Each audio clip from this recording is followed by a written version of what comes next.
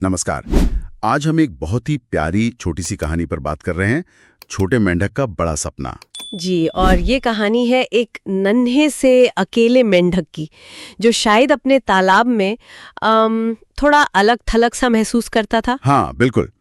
और उसकी दुनिया तो बस वो तालाब का किनारा ही थी, पर आंखें हमेशा ऊपर, बादलों पर, है ना? हाँ। उसका एक ही सपना था, एक जुनून कह सकते हैं, कि कैसे भी उन बादलों तक पहुंचना है। यही तो सबसे दिलचस्प बात है। एक मेंढक जिसके पंख नहीं होते, वो भला बादलों तक कैसे पहुंचेगा? ये सवाल ही कहानी को और रोचक बना देता है। सही कहा। उसके पास कोई ऐसा जाहिर तरीका तो था नहीं, ना पंख, ना कोई और तरीका उड़ने का, बस एक सपना था। और वो सपना भी ऐसा जिसे शायद बाकी सब नामुमकिन मानते होंगे। बिल्कुल। और इसी नामुमकिन को पाने के लिए वो रोज कोशिश करता था। कहानी में बताया गया है कि वो हर रोज ऊंची छलांग लगाता। हाँ, और फिर पानी में गिर जाता, फिर उठता और फिर कोशिश करता।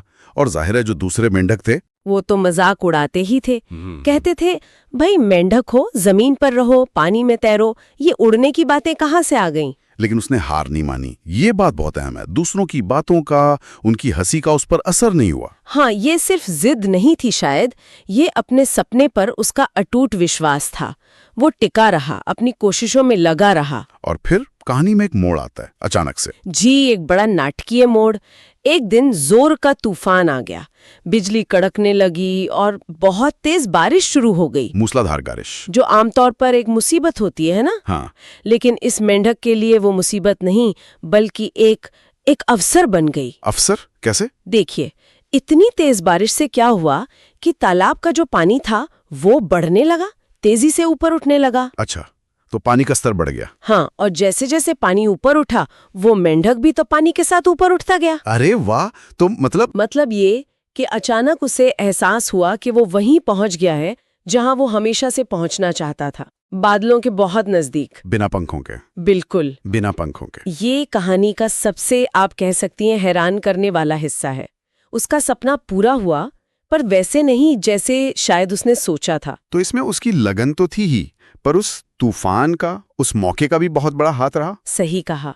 ये एक दिलचस्प सवाल उठाता है, क्या ये सिर्फ कोशिश की कहानी है, या इसमें किस्मत, या कह लें कि सही समय पर सही हालात बनने का भी रोल था? अगर वो तूफान ना आता तो? हाँ, ये सोचने वाली बात है। देखिए, मेरा मानना है कि अगर मेंढक ने वो सपना देखा ही ना होता, या रोज वो कूदने की कोशिश ना कर रहा होता, तो तूफान आता भी तो क्या होता? वो शायद नीचे ही रहता। सही। लेकिन ये भी सच है कि सिर्फ कूदने से, अपने तय किए हुए तरीके से, वो शायद कभी बादलों तक न पहुंच पाता। तो ये कहानी दिखाती है कि सफलता अक्सर आपकी लगन और कुछ अप्रत्याशित मौकों का मेल होती है। मतलब हमें कोशिश तो करते रहनी है, पर आंखें खुली रखनी है कि मौका किसी भी रूप में आ सकता है। बिल्कुल, आपको तैयार रहना होता है उस मौके को पहचानने के लिए, उसे अपनाने के लिए। वो शायद उस रूप में ना आए जैसा आपने सोचा हो, जैसे मेंढक के लिए बारिश का पानी सीढ़ी बन गया। तो मंजिल तक पहुंचने के रास्ते हमेशा सीधे नहीं होते, कभी कभी टेढ़े मेढ़े, अनसोचे रास्ते भी होते हैं। सही कहा।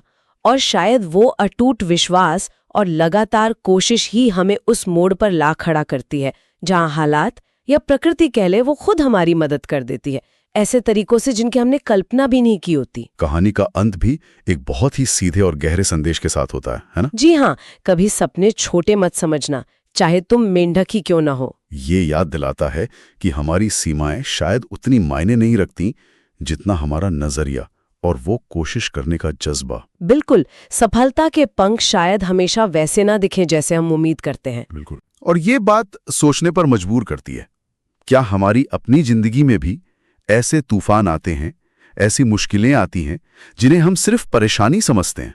हाँ, जबकि हो सकता है वो अनजाने में ही हमारे किसी बड़े सपने तक पहुंचने का कोई नया अनसोचा रास्ता बना रही हो। एक बहुत ही गहरा विचार है सोचने के लिए।